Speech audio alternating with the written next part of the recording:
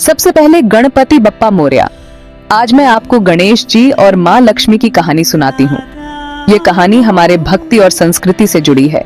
ये कहानी हमें बहुत कुछ सिखाती है, हमें प्रेरणा देती है। गणेश जी रिद्धि सिद्धि के दाता, जिनकी पूजा सबसे पहले होती है। माँ लक्ष्मी धन और वैभव की देवी, जिनकी पूजा से घर में सुख शांति आती है। गणेश जी शिव और पार्वती के बेटे हैं। उनका वाहन मूषक है। वो विघ्नहर्ता हैं, यानी सारी बाधाओं को दूर करने वाले। कोई भी नया काम शुरू करने से पहले उनकी पूजा की जाती है। गणेश जी ज्ञान और बुद्धि के देवता भी हैं। उनकी पूजा से बुद्धि तेज होती है, मन शांत रहता है और जीवन में सफलता मिलती है।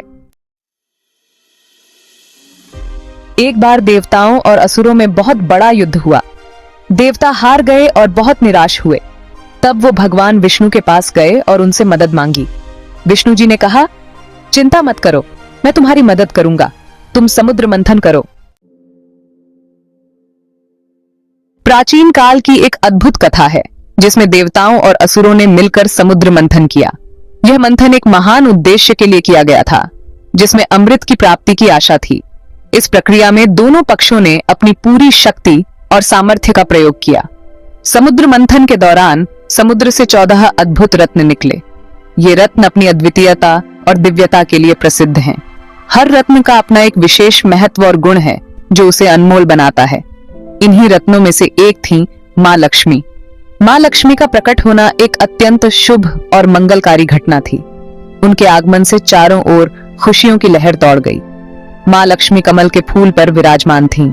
कमल का फूल पवित्रता और सौंदर्य का प्रतीक है, और माँ लक्ष्मी का इस पर विराजमान होना उनकी दिव्यता को और भी बढ़ा देता है। उन्हें देखकर सभी बहुत खुश हुए। देवता और असुर दोनों ही माँ लक्ष्मी के आगमन से अत्यंत प्रसन्न थे। उनके चेहरे पर खुशी और संतोष की झलक साफ दिखाई दे रही थी। देवताओं को अपनी जीत का भरोसा हो गया। माँ लक्ष्मी के आगमन ने उन्हें यह विश्वास दिलाया कि अब उनकी विजय निश्चित है। उनके मन में एक नई ऊर्जा और उत्साह का संचार हुआ। माँ लक्ष्मी धन और समृद्धि की देवी हैं। उनके हाथों में कमल और स्वर्ण मुद्राएं होती हैं, जो उनकी कृपा और आशीर्वाद का प्रतीक हैं। उनके आशीर्वाद से जीवन में सुख, शांति और समृद्धि आती है। जहां लक्ष्मी का वास होता है, वहां कभी भी धन धान्य की कमी नहीं होती। माँ लक्ष्मी की पूजा और आराधना से घर में सुख, समृद्धि और खुशहाली का वास होता है। उनके आशीर्वाद से जीवन में हर प्रकार की संपन्नता और समृद्धि आती है। गणेश जी और माँ लक्ष्मी की पूजा बहुत फलदायी होती है। गणेश जी को विघ्नहर्ता कहा जाता है, जो सभी बाधाओं को दूर करते हैं, और माँ लक्ष्मी को धन और समृद्धि की देवी माना जाता है। जब दोनों की पूजा एक साथ की जाती है, तो यह अत्यंत शुभ माना जाता है। कहते हैं, इससे घर में सुख समृद्धि आती है और परिवार में खुशहाली बनी रहती है। त्योहारों के समय, विशेष रूप से दीपावली पर, गणेश और लक्ष्मी की पूजा का विशेष महत्व होता है। घर को दीपों और फूलों से सजाया जाता है, जिससे वातावरण पवित्र और आनंदमय हो जाता है। काम में सफलता मिलती है और व्यापार में भी उन्नति होती है। कई व्यवसायी अपने कार्यालयों में गणेश और लक्ष्मी की मूर्तियों की स्थापना करते हैं, ताकि उनके काम में कोई बाधा न आए और वे निरंतर प्रगति करते रहें, और सारी बाधाएं दूर हो जाती हैं। गणेश जी की कृपा से जीवन की सभी कठिनाइयां सरल हो जाती हैं। चाहे वह व्यक्तिगत जीवन हो या पेशेवर, गणेश जी की पूजा से सभी समस्याओं का समाधान मिल जाता है। पर ध्यान रहे, गणेश जी की पूजा से पहले माँ लक्ष्मी की पूजा नहीं करनी चाहिए। यह एक महत्वपूर्ण नियम है, जिसे सदियों से पालन किया जा रहा है। पहले गणेश जी की पूजा करने से सभी विघ्न दूर हो जाते हैं, और फिर माँ लक्ष्मी की पूजा से समृद्धि आती है, क्योंकि गणेश जी प्रथम पूज्य हैं। वे सभी देवताओं में सबसे पहले पूजे जाते हैं। किसी भी शुभ कार्य की शुरुआत गणेश जी की पूजा से ही होती है, चाहे वह विवाह हो, गृह प्रवेश हो या कोई अन्य महत्वपूर्ण कार्य। उनकी पूजा के बिना कोई भी शुभ काम सफल नहीं होता। गणेश जी की पूजा से न केवल कार्य सफल होते हैं, बल्कि मन को भी शांति मिलती है।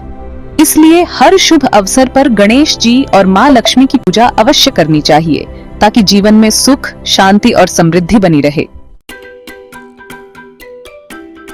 दिवाली के दिन गणेश जी और माँ लक्ष्मी की पूजा साथ में की जाती है। ये परंपरा सदियों से चली आ रही है और हर साल इसे बड़े धूमधाम से मनाया जाता है। गणेश जी को विघ्नहर्ता और माँ लक्ष्मी को धन की देवी माना जाता है। इसलिए इन दोनों की पूजा एक साथ करने से जीवन में सभी प्रकार की बाधाओं का नाश होता है और समृद्धि का आगमन होता है। इस दिन घरों में दीप जलाए जाते हैं और मिठाइयां बांटी जाती हैं। दीप जलाने का महत्व यह है कि यह अंधकार को दूर करता है और प्रकाश का स्वागत करता है। मिठाइयां बांटने का उद्देश्य यह है कि खुशियां और मिठास सभी के जीवन में फैले। लोग अपने रिश्तेदारों और दोस्तों के साथ मिलकर इस त्योहार को मनाते हैं और एक दूसरे को शुभकामनाएं देते हैं। माना जाता है कि दिवाली के दिन गणेश जी और माँ लक्ष्मी का आगमन होता है। इस दिन लोग अपने घरों को साफ सुथरा करते हैं और रंगोली लक्ष्मी का आगमन होता है।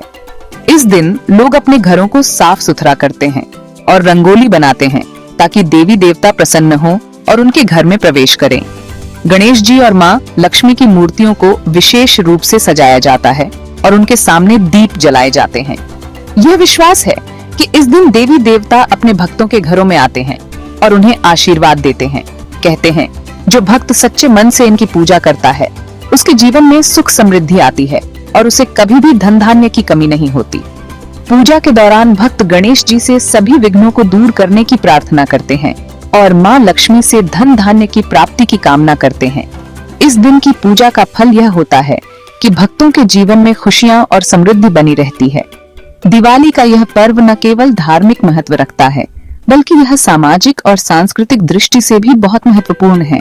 यह त्योहार हमें एकता, प्रेम और भाईचारे का संदेश देता है।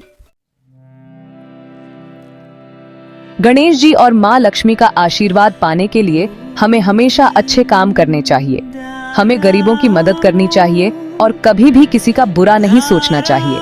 कहते हैं, जो दूसरों की मदद करता है उसे गणेश जी और माँ लक्ष्मी का आशीर्वाद जरूर मिलता है।